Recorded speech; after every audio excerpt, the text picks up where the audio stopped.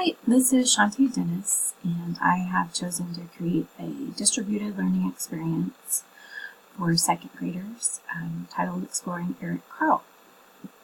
In this distributed learning experience, students will have asynchronous time to watch YouTube videos and write on their own in their journal, and they will have synchronous time with me in the classroom so that we can have small group talk, whole class talk.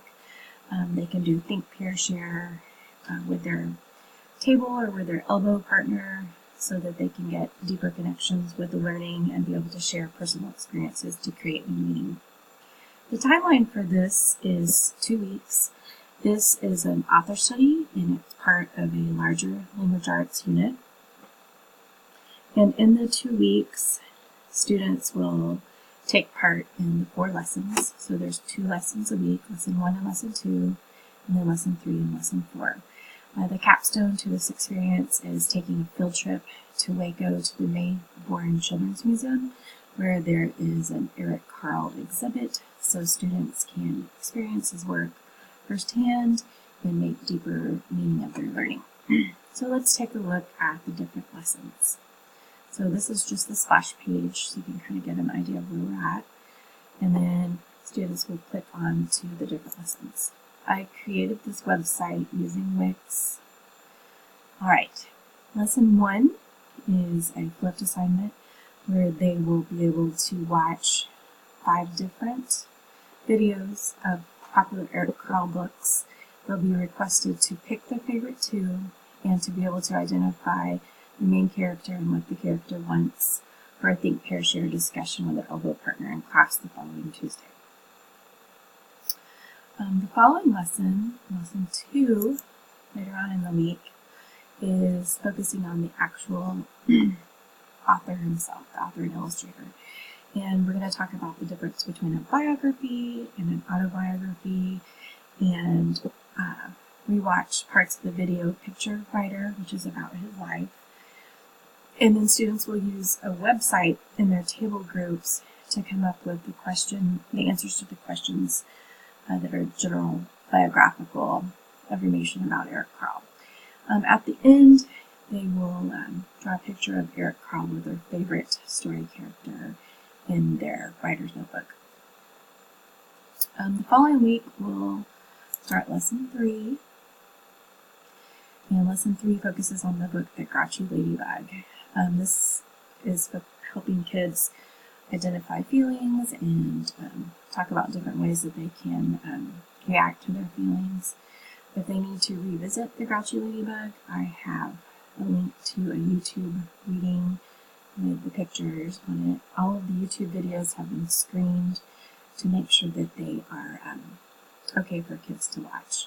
One of the big affordances of having the videos online is that the kids can watch them anytime. They can watch them as many times as they want, as loud as they want, and they can even show them to friends. So in their journals, they're going to create a timeline of different animals that the Grouchy Ladybug interacts with, and then draw some pictures. And then answer some questions and identify what makes them feel grouchy, and then look at time capabilities. The last lesson is an activity with the mixed up chameleon. So once again, we have a video link to a YouTube video that they can watch it again, say if they missed class, and then they're going to write in their journal and talk about chameleons. This time they're actually going to compare the Eric Carle version of the chameleon to real chameleons. I've got a YouTube video of actual chameleons, and they're going to list 3 things that they learned about the chameleons, and then kind of reflect on things that they used to think about chameleons, but now they know other things about chameleons. So using that reflective part. When considering the constructivist theory, it's really important that kids research. So this is kind of a research video for them to check out. And it's important for them to have class discussions so they can create new learning and help cement ideas that they have. And they're going to be able to collaborate by sharing their thinking with other people, either at their table or in their class. And then I like to see them constructing new things. So they're going to draw a picture of themselves with at least 2 new things that they would add on and explain how they would use it for. The last portion of the website is just additional stories that kids can view, because once you learn about an author, and if you really connect with them, you want to find out as much as you can about them. Looking back at the entire lesson, I think one of the most important things in a distributed learning system that affords the teacher more time in class to check students' understanding, have really deep class discussions, and to debunk anything that is misunderstood. It also allows for extra time to practice and to also take a look at those things that second graders need, like how to work in small groups and how to treat their friends during class. We can't forget that when they're at this young age, it's really important to use class time to demonstrate class expectations so that they know how to act in a classroom setting. With the students, it's affording them more time to collaborate and share with their peers and also become more independent users of technology. There's definitely some limitations of second graders using technology, and when a flipped classroom, it really depends on their availability of technology at home and the parameters their parents have set.